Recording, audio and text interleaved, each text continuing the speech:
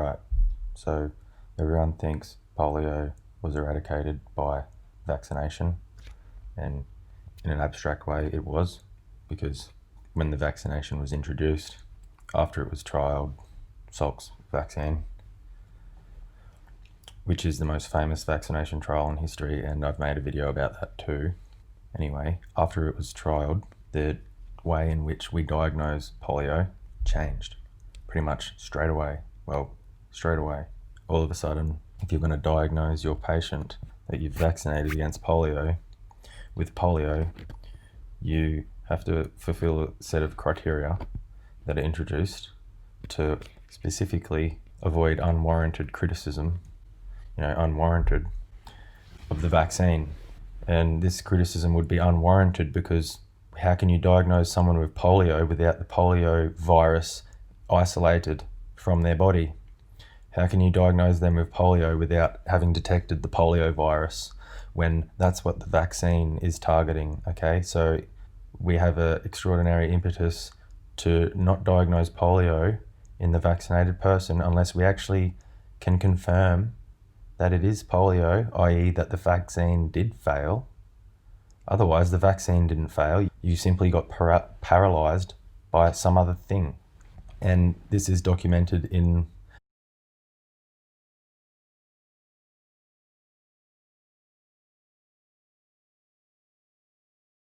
and that's pretty much it. That's pretty much all there is to it. It's also documented in the Australian Medical Journal that most of the cases of polio that were diagnosed, at least before 1950, were non-paralytic. And if you think, I need to share these references, I need to do this and that,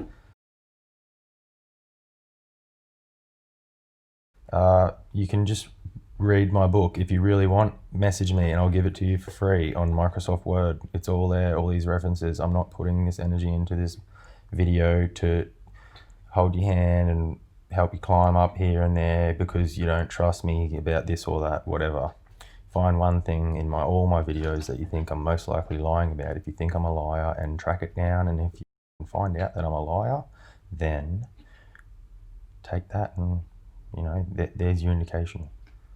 So as the polio vaccine got introduced, laboratory methods were being introduced as well for diagnosis, which is isolating the virus, getting a detection of it. And this got more and more sophisticated in the 60s and even beyond that, where nowadays you have to have paralysis for probably 14 days and you have to get stool samples with the polio virus found in it, probably twice in a row within 2 weeks or something like that. What else? Acute flaccid paralysis has been rising since we started documenting that. Not that paralysis itself is rising, but that's another example of how notification data can mislead us. Oh, more people are being paralyzed every year. Look at the notifications, they're rising of AFP, acute flaccid paralysis. No, that just means more and more notifications are being made each year for whatever reason. And what else? Yeah, that's basically it. Around the 1950s is when the polio vaccine was licensed, and around the 1950s was when specifically those doctors who had the ability to vaccinate the person with a polio vaccine, they had the ability in the 50s, spreading across the world, to measure their patient's blood or whatever to see if they have the polio virus detected. If they didn't have the polio virus detected, they could be paralyzed as all shit. They won't get diagnosed with polio, okay? If the person wasn't vaccinated, they probably will get diagnosed with polio without a test because, we save resources in this culture. That's basically all there is to it. You're talking about DDT caused polio, or polio does this is how. No, it's simply diagnostic protocol evolution. And smallpox, same thing. You say smallpox is eradicated. Where is it now? Exactly. Why is no one tested for smallpox? I've seen the worst case of chickenpox that looks identical to smallpox when you Google smallpox, like 100 years ago. My brother would have been diagnosed with smallpox for sure. Okay? Today, he gets a chickenpox test And he tells me that the doctor said that it didn't come up positive, but he just knew it was chickenpox because my brother wasn't vaccinated for chickenpox, and he had spots, pox all over him, and he was smallpox. In the 40s, I think, we convicted a certain strain of virus. We said this is smallpox. And we also convicted a strain for chickenpox, roseola, rubeola, which I think is measles, all these poxy things. And then all of a sudden, everyone smallpox vaccinated. Okay, well, let's test for chickenpox. Maybe you got chickenpox and you're not vaccinated for chickenpox.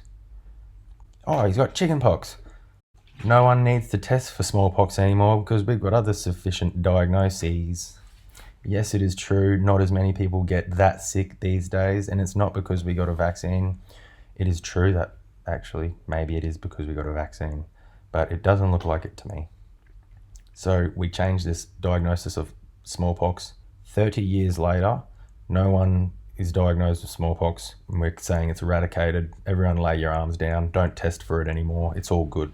Okay? That's basically what happened.